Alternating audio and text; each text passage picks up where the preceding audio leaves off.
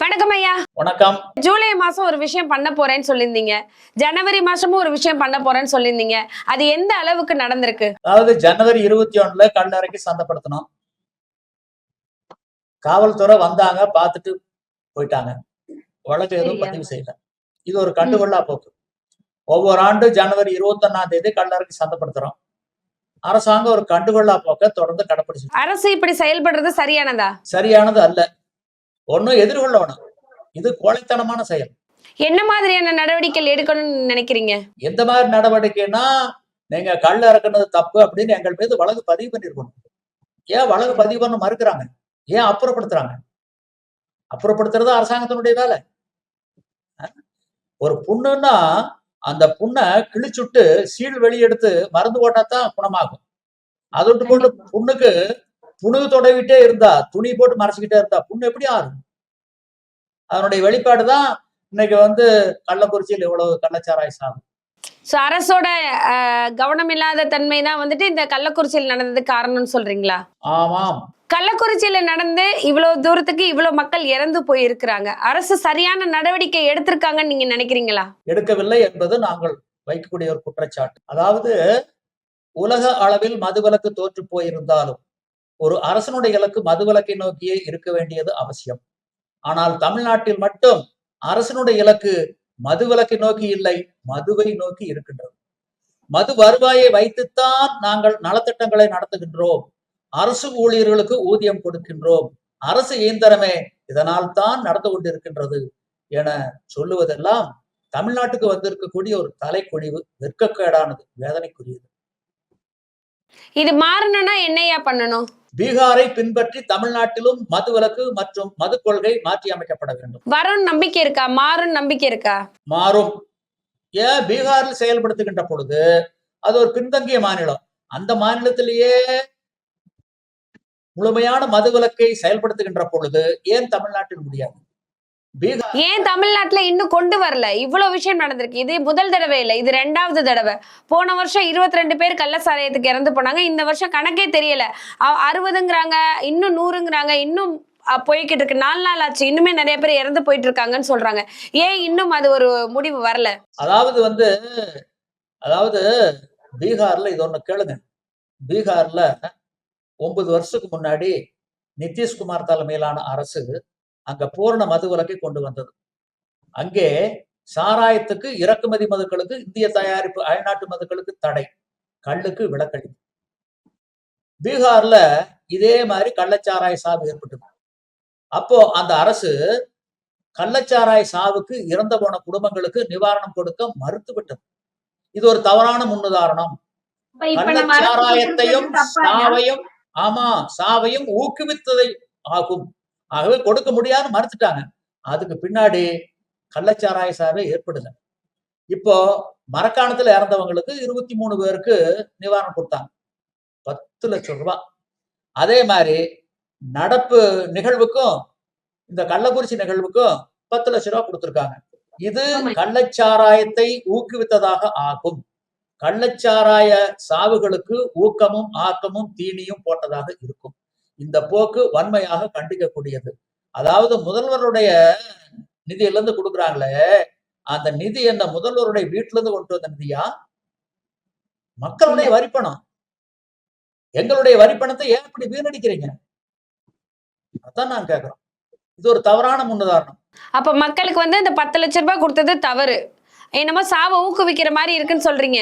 ஆமா, ஒரு விவசாயி விளைநிலத்தில் உழவு ஓட்டிட்டு இருக்கிற மின்னல் தாக்கி இறந்துட்டா அவனுக்கு எவ்வளவு கொடுக்குறீங்க? 1 லட்சம் ரூபாய் கொடுக்குறீங்க, இல்ல அவனுக்கு 1.5 லட்சம் ரூபாய் கொடுக்குறீங்க. ஆனா அதே கள்ளச்சாராயம் குடிச்சா 10 லட்சம் ரூபாய். ஆக என்ன நினைப்பாங்க அந்த குடும்பத்துல இருக்கிறவங்க?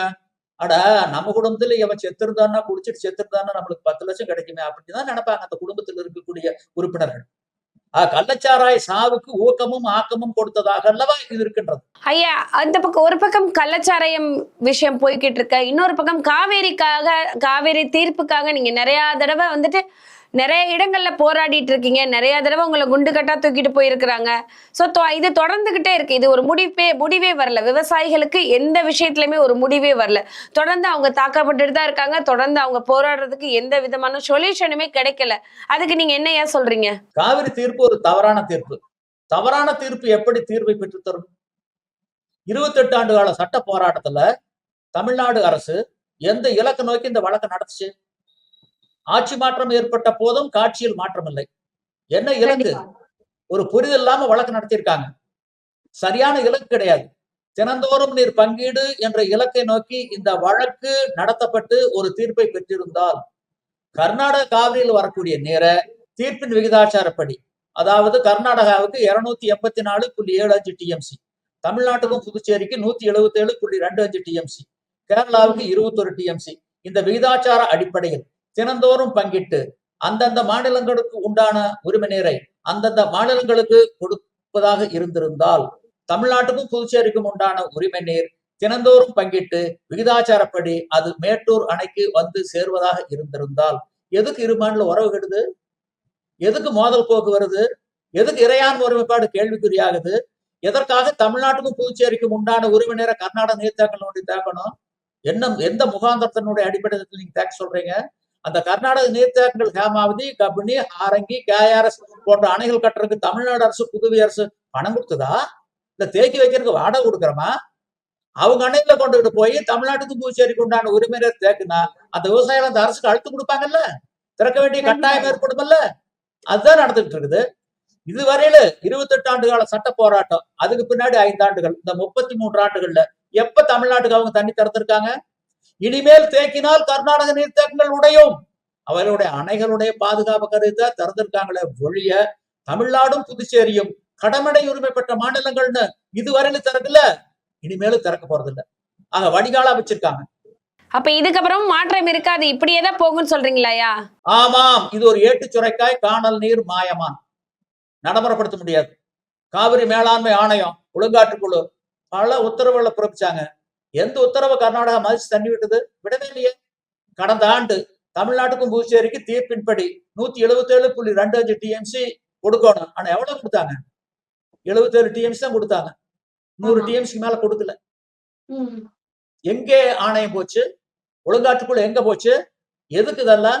பல்லில்லா பாம்பு. எதுக்கு இது? அப்ப இது தேவையில்லாததுதான் சொல்றீங்கய்யா.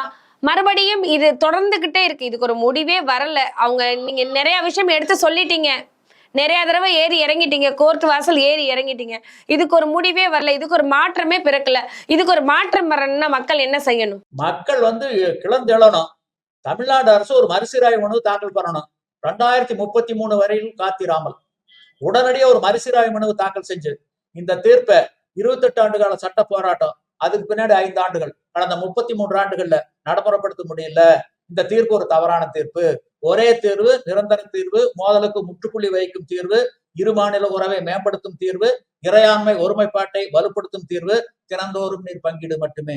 எப்படி பெட்ரோல் டீசல் விலையை தினந்தோறும் நிர்ணயம் செய்து அரசு அறிவிக்கின்றதோ அதை போல கர்நாடக காவிரியில் வரக்கூடிய நீரை தீர்ப்பின் விகிதாச்சாரப்படி தினந்தோறும் நிர்ணயம் செய்து அந்தந்த மாநிலங்களுக்கு கொடுத்து விட வேண்டும். தமிழ்நாட்டுக்கும் புதுச்சேரிக்கும் உண்டான உரிமை நீர் ஒரு சொட்டு கூட கர்நாடக நீர் தேக்கல் தேக்கக்கூடாது, அது மேட்டூரில் மட்டுமே தேக்கப்பட வேண்டும். ஐயா, இப்ப தினந்தோறும் நீர் பங்கீடுன்னு சொல்லிருக்கீங்க, அதுக்கு ஒத்துப்பாங்களா? ஏன் ஒத்துத்தானே ஆகணும்? அதாவது உரிமை நீர் நீங்க பங்கி வச்சுட்டீங்கல்ல, ஆட்டுக்கு வால் அளந்து வச்ச மாதிரி வச்சுட்டீங்கல்ல. சரி, ஒரு 4 பேர் ஒரு இடத்துல வேலை செய்யறாங்க, 4 பேர்த்துக்கு 4 விதமான கூலி அவங்க கையில கொடுத்துட வேண்டியதானே? அவங்களுக்கு வங்கி கணக்கு இருந்தா அந்த வங்கி கணக்குல போட்டுற வேண்டியதானே? எதுக்கு 4 பேர்த்துக்கு உண்டான கூலி ஒருத்தர் கையில கொடுத்துறீங்க? கொடுத்துட்டு மீதி 3 பேர்த்துக்கு கொடுத்துருன்னு சொன்னா அந்த பணத்தை எடுத்த நபர் கொடுக்காம 3 பேர்த்துக்கு ஏமாத்திட்டா, அந்த பாதிக்கப்பட்ட 3 பேரு அரசாங்கத்திட்ட முறையிட்டா, எனக்கு தெரியாதுன்னு கை விரிச்சா, என்ன தீர்ப்பு நான் வாங்கி கொடுத்துருக்கீங்க? இது என்ன நியாயம்? ஒரு அடிப்படை புரிதல் வேண்டாம்? எந்த இலக்கு நோக்கி இந்த வழக்கு நடத்துனீங்க? 1 ரூபாயா 2 ரூபாயா? பல கோடி ரூபாய் வழக்கு செலவு கொட்டியிருக்கீங்களா? மக்களுடைய வரி பணத்தை வீணடிச்சிருக்கீங்களே. ஒரு புரிதல் இல்லாம, இலக்கு இல்லாம இந்த வழக்கு நடத்தினா அது எந்த விதத்துல நியாயம்? கண்டிப்பா இது வரல. எப்ப திறந்திருக்காங்க? இனிமேல் தேக்கினால் கர்நாடக நீர்த்தேக்கங்களுடையும் அணைகளுடைய பாதுகாப்பு கருதி தானே திறந்திருக்காங்க. அப்புறம் எதுக்கு காவிரி மேலாண்மை ஆணையம்? எதுக்கு ஒழுங்காற்று குழு? எதுக்கு 28 ஆண்டு கால சட்ட போராட்டம்? எதுக்கு இடைக்கால தீர்ப்பு, இறுதி தீர்ப்பு, மேன்முறையீடு மீதான தீர்ப்பு? இதெல்லாம் எதுக்கு?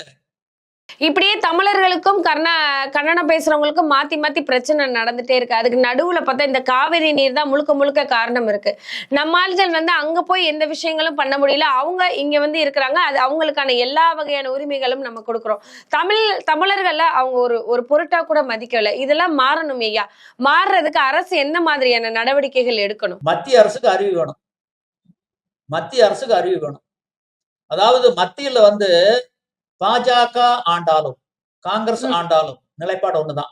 அவங்கள பொறுத்த அளவுல இரு மாநிலங்களும் தமிழ்நாடு கர்நாடகாவும் மோதிக்கிட்டே இருக்கணும். இது பிரித்தா இவங்க 2 பேரும் சண்டை போட்டுட்டே இருக்கணும் அப்படிங்கிற பிளானிங்ல தான் வந்து மேல இருக்காங்க. சண்டை போட்டுக்கிட்டே இருக்கணும். ஒரு அமைச்சனுக்கு இலக்கணம் சொல்லும் போது பிரித்தலும் பேடிக்கொள்ளலும் பிரிந்தார் போறுதலும் வல்லது அமைச்சு. வலுவாக இருக்கக்கூடிய எதிரிகளை சூழ் செய்து இரண்டாக பிரிப்பதும் பிரித்த ஒரு பகுதியை தன்னோடு இணைத்து தன்னுடைய பலத்தை வைத்து அவனை அழிப்பது அமைச்சருக்கு இலக்கணம். அந்த அடிப்படையில தான் மத்திய அரசு வந்து தொடர்ந்து செயல்பட்டு இருக்கு. தங்களுடைய ஆளுமை தொடர்ந்து இருக்கணும். ஆளுமை இருந்தா தான் 2 மாநிலத்தை அடக்கி ஆள முடியும். தங்களுடைய ஆளுமை குறைஞ்சிடக்கூடாது, போயிடக்கூடாது. இதுக்காக இரு மாநிலம் சண்டை போட்டுட்டு இருக்கணும். அதுக்காக இப்படிப்பட்ட தவறான தீர்ப்பை அவங்க வாங்கி கொடுத்துருக்காங்க. இது எப்படி இருக்குதுன்னா 2 பூனைகள் ஒரு ஆபத்தை திருடுது. 2 பங்கி கொடுக்கறதுக்காக ஒரு குரங்குகிட்ட கொண்டு போய் கொடுக்குது. அந்த குரங்கு ஒரு தராசு கொண்டு வந்து 2 ஆப்பத்தை உடைச்சு தட்டுல வைக்குது. ஒரு தட்டு கீழே இறங்குது, எடுத்து கடிக்குது. உடனே அடுத்த தட்டு கீழே இறங்குது, எடுத்து கடிக்குது. இப்படியே மாறி மாறி மாறி மாறி கடிச்சு முழுமையான ஆப்பத்தையும் அந்த குரங்கு தின்னுட்டுது. 2 பூனைக்கு நாமத்தை போட்டுருது. அதுதான் நடந்துட்டு இருக்குது. அதுதான் காவிரி தீர்ப்பு. அதுதான் மத்திய அரசுடைய நிலைப்பாடு. இந்த நிலைப்பாடு தொடர்ந்தால் இறையாண்மைக்கு ஒருமைப்பாட்டுக்கு மத்திய அரசு வேட்டு வைக்குதுன்னு அர்த்தம். அது காங்கிரஸ் வேட்டு வச்சுது அன்னைக்கு. இன்னைக்கு பாஜக வேட்டு வச்சுட்டு இருக்குது. அப்ப இதுக்கு ஒரு மாற்றமே வராது அப்படின்னு கெட்டு போகும். இந்த நிலைமை தொடர்ந்து நீடித்தால் 1990ல சோவியத் சோசலிச குடியரசு எப்படி சிதறண்டு போச்சோ அந்த நிலை இந்திய திருநாட்டுக்கும் கட்டாயம் வரும். கண்டிப்பாயா. மக்கள் இப்பவே நிறைய இடங்கள்ல வந்து மரம் இல்ல, தண்ணி இல்ல, நிறைய விஷயங்களுக்கு கஷ்டப்பட்டுட்டு தான் இருக்காங்க. இயற்கை விவசாயிகளோட இடம் நிறைய இடத்த அடிச்சு பில்டிங் எல்லாம் கட்டிட்டாங்க. நிறைய மாற்றங்கள். மக்கள் பழைய காலத்துல வாழ்ந்த வாழ்க்கையை வாழவே இல்லை. இந்த ரோட்ல எல்லாம் போனா வந்துட்டு பசுமையா மரங்கள்லாம் இருக்கு. இப்ப ரோட்ல எல்லாம் போனா பில்டிங்கா தான் இருக்கும். நிறைய மாற்றங்கள்லாம் இருக்கு. இந்த மாற்றங்கள்லாம் மாற மாற நீங்க சொல்ற மாதிரி சில விளைவுகளை, பெரிய பெரிய விளைவுகள் மக்கள் எதிர்காலத்துல சந்திப்போம் அப்படிங்கிறது தெளிவா தெரியுதுயா. அதத்தான் 2000 வருஷத்துக்கு முன்னாடியே வள்ளுவர் பதிவு பண்ணிருக்கார்.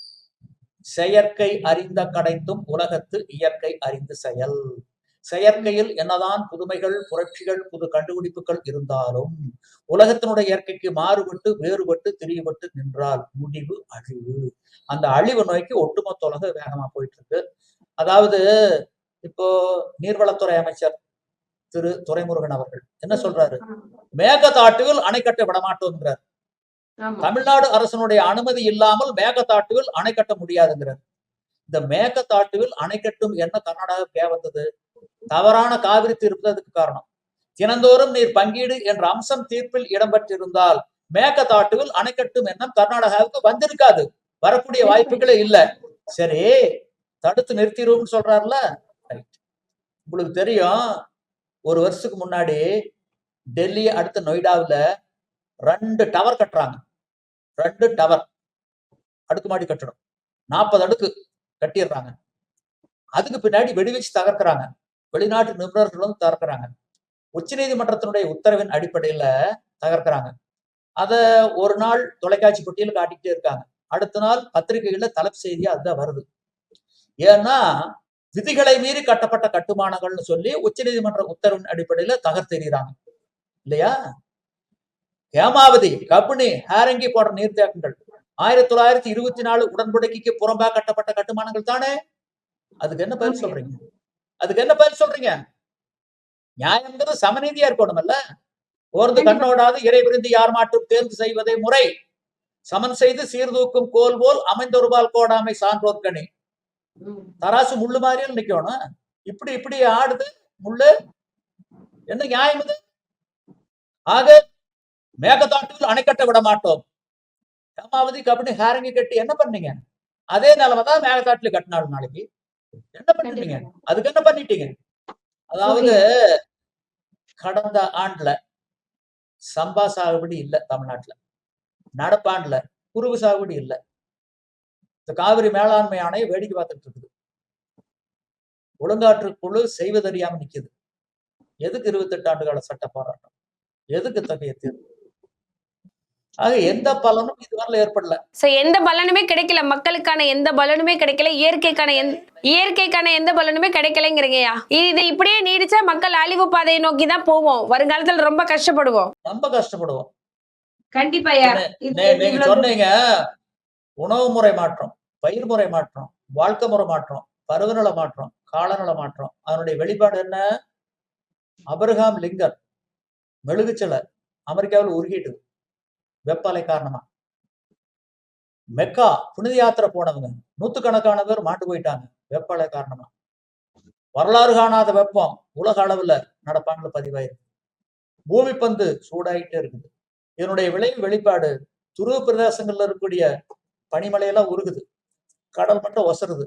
சென்னை போன்ற பெருநகரங்கள் இன்னும் 50 ஆண்டுகள்ல பல காணாமல் போகுங்கிறாங்க. மால்தீவு போன்ற நாடுகளே இல்லாமல் போகுங்கிறாங்க. உலக வரைபடத்துல இருந்து காணாமல் போகுங்கிறாங்க. அப்படிப்பட்ட ஒரு பேரழிவு நோக்கி போயிட்டு இருக்கு. இதெல்லாம் மாறணும்னா என்னையா பண்ணணும்? இதெல்லாம் மாறணும்னா நம்முடைய வாழ்க்கை முறையை மாத்திக்கணும். இயற்கையோடு ஏந்த வாழ்க்கை மட்டும்தான் அதுக்கு தீர்வு. இந்த காவிரி தீர்ப்பு இருக்க, பருவமழை குறையும் ஆண்டுகளில் தீர்ப்பை நடைமுறைப்படுத்தாமல் போனால் என்னவாகும்? பருவமழை குறையுது, கர்நாடக நீர்த்தேக்கங்களுக்கு தண்ணி வருது, ஹேமாவதி, கபினி, ஹாரங்கி, கேஆர்எஸ் போன்ற அணைகளுக்கு வருது.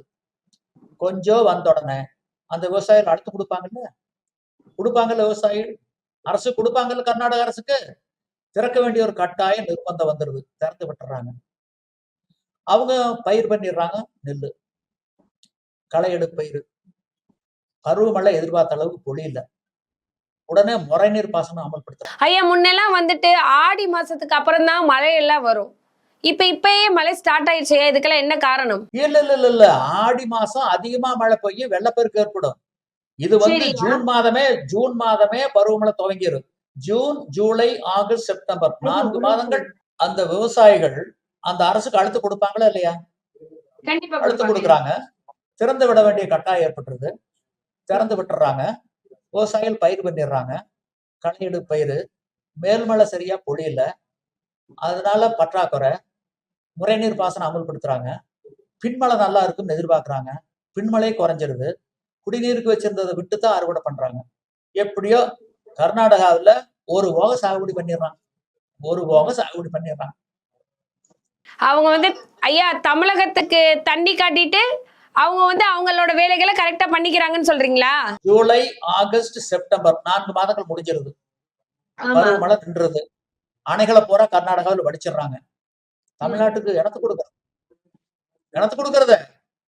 ஆக பருவமழை குறையும் ஆண்டுகளில் தீர்ப்பை நடைமுறைப்படுத்தாமல் போனால் தமிழ்நாடு பாலைவனமாகும். நடைமுறைப்படுத்துறாங்கன்னு வைங்க, காவிரி மேலாண்மை ஆணையம், ஒழுங்காற்றுக்குழு எல்லாம் கர்நாடக நீர்த்தேக்கங்கள் போய் உட்கார்ந்து தமிழ்நாட்டுக்கு தண்ணி விடணும், ஜூன் மாதம் விட விடணும், ஜூலை விட விடணும், ஆகஸ்ட், செப்டம்பர் இப்படி மாதாந்திர அடிப்படையில் விடணும்னு சொல்லி அணைகளுக்கு வந்து வரக்கூடிய நீரை தமிழ்நாட்டுக்கு கொடுத்துட்றாங்க. 4 மாசம் கொடுத்துட்றாங்க. அந்த வருஷம் பருவமழை குறைஞ்சிருது. எப்படியோ தமிழ்நாட்டுல சிரமப்பட்டு ஒரு போகம் குருவு சாகுபடி நடந்துருது. அடுத்து பருவகாலம் முடிஞ்சிருது. கர்நாடக நீர்த்தேக்கங்களை பூரா வடிச்சிடறாங்க. கர்நாடக பாசன பகுதிக்கு என்ன கொடுக்கறது? தீர்ப்பை நடைமுறைப்படுத்தினால் பருவமழை குறையும் ஆண்டுகளில் கர்நாடக பாலைவனமாகும். இதுக்கு என்ன தீர்ப்பு சொல்லியிருக்கீங்க? அதனாலதான் சொல்றோம், தினந்தோறும் நீர் பங்கீடு ஒண்ணுதான் தீர்வு. இப்போ கடந்த ஆண்டு குருவு சாகுபடி பண்ணோம், 5 லட்சம் ஏக்கர் சாகுபடி பண்ணோம். 3 லட்சம் ஏக்கர் தான் அறுவடையாச்சு, 2 லட்சம் ஏக்கர் காஞ்சிருச்சு. தினந்தோறும் நீர் பங்கீடு என்ற அம்சம் தீர்ப்பில் இடம்பெற்றிருந்தால் தினந்தோறும் தமிழ்நாட்டுக்கும் புதுச்சேரிக்கும் உண்டான உரிமை நீர் மேட்டூர் அணையில் தேக்கப்படுவதாக இருந்திருந்தால் நம்ம பாசன பரப்பளவு குறைச்சிருப்போம்ல. 5 லட்சம் ஏக்கருக்கு பதிலா 2 லட்சம் ஏக்கர் சாகுபடி பண்ணிருப்போம்ல. நஞ்சைக்கு பதிலா புஞ்சைக்கு மாறி இருப்போம்ல. அதே மாதிரி கர்நாடகாவில் நஞ்சைக்கு பதிலா புஞ்சைக்கு மாறி இருப்பாங்கல்ல. பாசன பரப்பளவு குறைச்சிருப்பாங்கல்ல. எதுக்கு உறவு கெடுது, எதுக்கு மோதல் வருது, எதுக்கு இதையான ஒரு கேள்விக்குறியாகுது. ஆக திட்டமிட்டு இரு மாநிலங்களும் ஒற்றுமையாக இருக்கக்கூடாது. ஒற்றுமையாக இருந்தால் நம்முடைய ஆளுமை குறைந்து விட வேண்டும் என மத்திய அரசு திட்டமிட்டு இந்த தீர்ப்பை பெற்று தந்திருக்கின்றார். கண்டிப்பாயா தொடர்ந்து பேசுவோம். இந்த மாதிரி நிறைய விஷயங்களை நம்ம தொடர்ந்து பேசுவோம். இன்னைக்கு உங்களுக்கு நிறைய விஷயம் சொல்லியிருக்கீங்க. ரொம்ப நாளைக்கு அப்புறம் இதுக்கப்புறம் தொடர்ந்து எங்களோட கனெக்ஷன்லயே இருக்கணும், நிறைய விஷயங்கள் மக்களுக்கு சொல்லணும். நன்றி ஐயா. நன்றி நன்றி நன்றி.